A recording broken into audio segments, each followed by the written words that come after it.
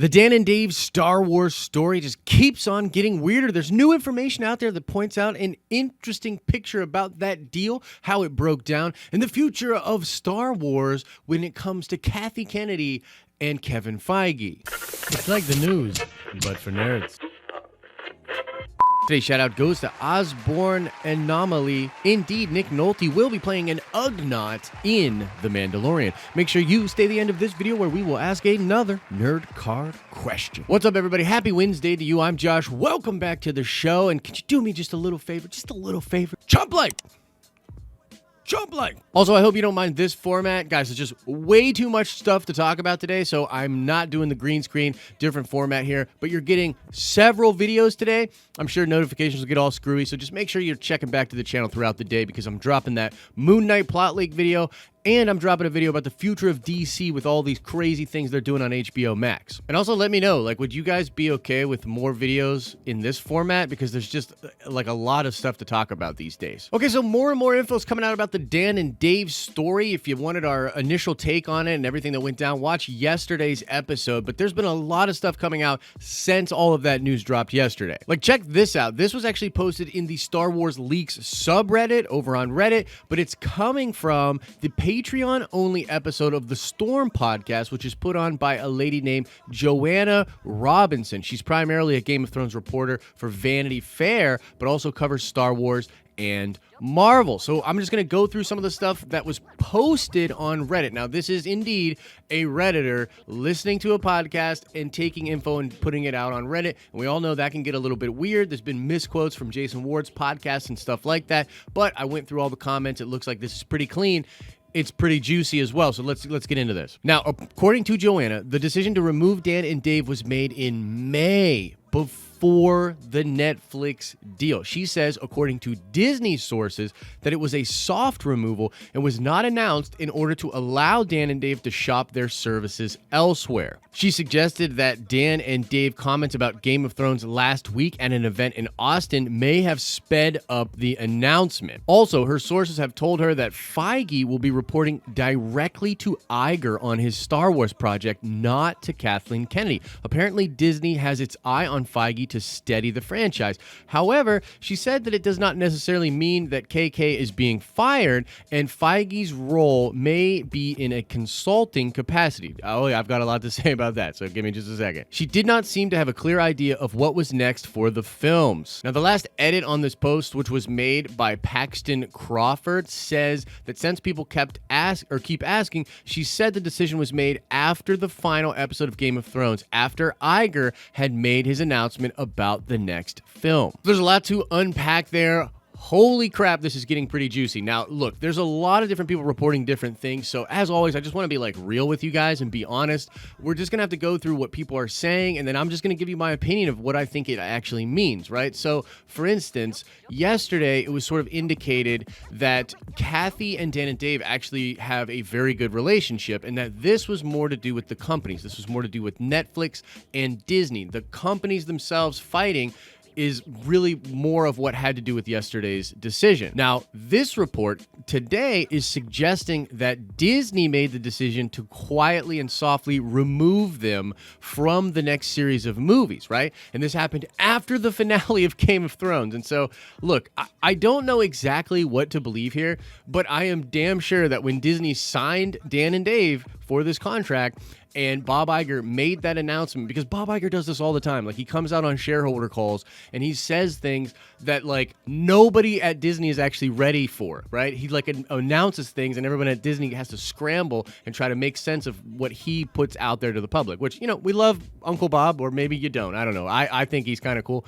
But he does that often. And so they make that announcement, and then the finale of Game of Thrones happens. And I mean, guys, I've said this before, and I know there are people out there that like this final season or whatever. That's fine. I don't want to yuck your yum, but honestly, it was pretty universally hated. It's the lowest rated show out of the lowest rated season that they have.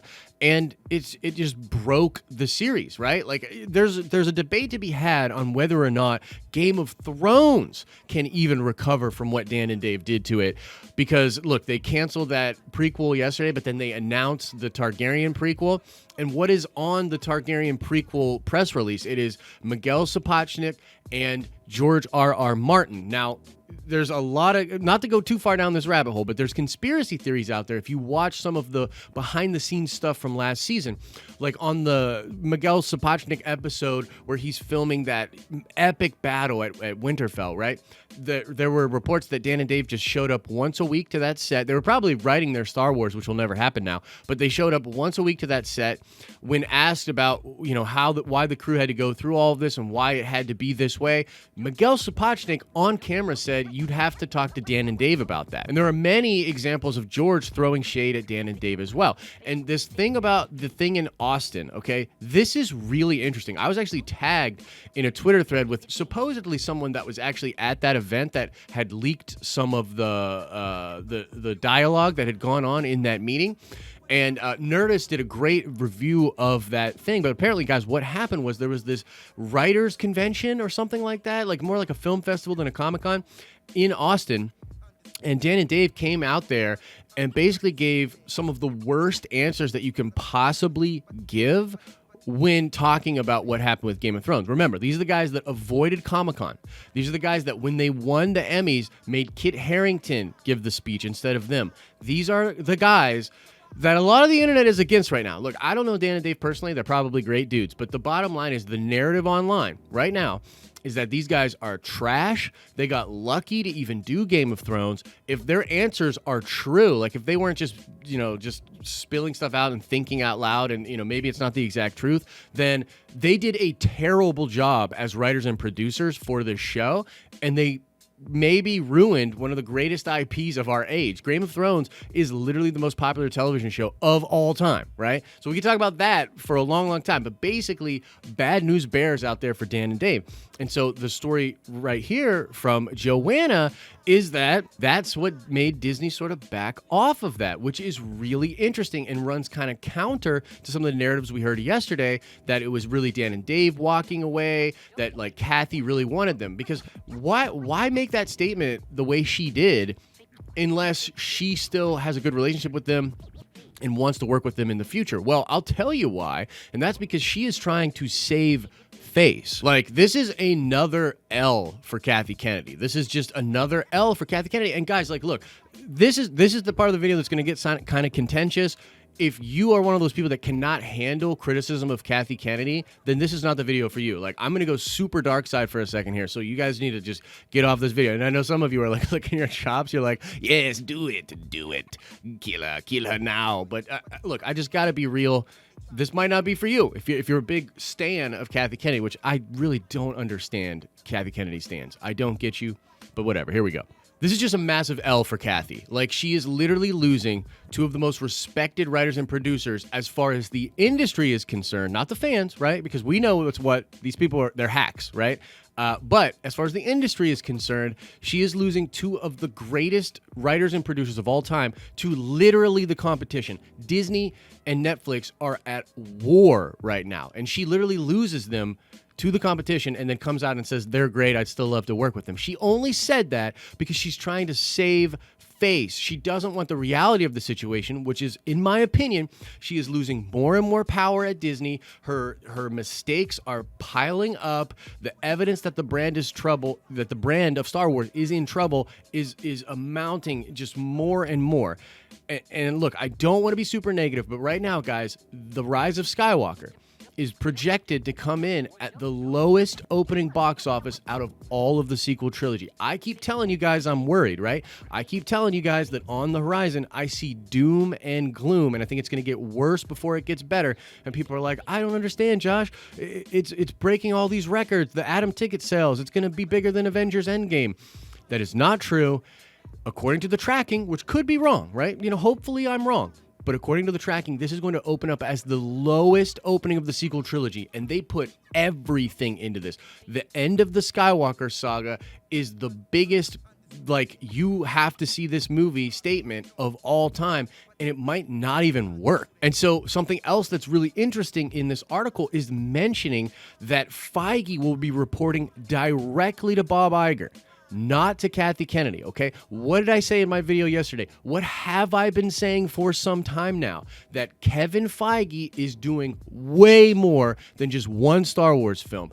And it's right here. It's right here. Literally, this is a reporter from Vanity Fair hearing from sources at Lucasfilm that Disney is looking to Feige to steady the franchise. Now, she goes on there to say, like, I don't necessarily think this means Kathy Kennedy is being fired. Feige's role may be in consulting. That is speculation. That's speculation on her part, and it's really just sort of softening the blow for people out there that are big Kathy Kennedy fans. Like, look, the reality of the situation is this Star Wars as a brand is not in a good place. And I think that really when I look at like why I'm so concerned ultimately for the brand after Rise of Skywalker is because there's many people out there that are just in complete denial that Star Wars is in trouble at all. And I think they're going to have a harsh awakening that it is in a lot of trouble. And that's not going to feel good, right? It's not a feel good moment. But honestly, people in this fan war have themselves to blame for that because the